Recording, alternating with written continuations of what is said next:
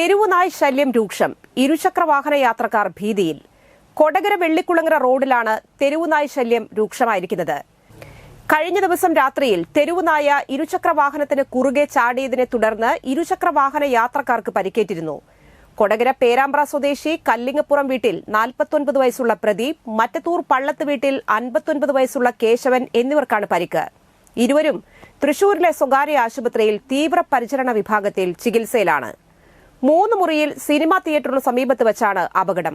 റോഡിൽ കൂടെ സഞ്ചരിക്കുകയായിരുന്ന ഇവരുടെ ഇരുചക്ര വാഹനത്തിന് കുറുകെ തെരുവുനായ ചാടുകയായിരുന്നു. ഇതിനെ തുടർന്ന് നിയന്ത്രണം നഷ്ടപ്പെട്ട് ബൈക്ക് മറിഞ്ഞ് ഇരുവർക്കും പരിക്കേറ്റു. റോഡരികിൽ പ്രവർത്തിക്കുന്ന അറവുശാലയ്ക്ക് സമീപം തെരുവുനായ്ക്കൾ കൂട്ടം കൂടി നിൽക്കുന്നത് പതിവ് കാഴ്ചയെന്നാണ് യാത്രക്കാർ പറയുന്നത്.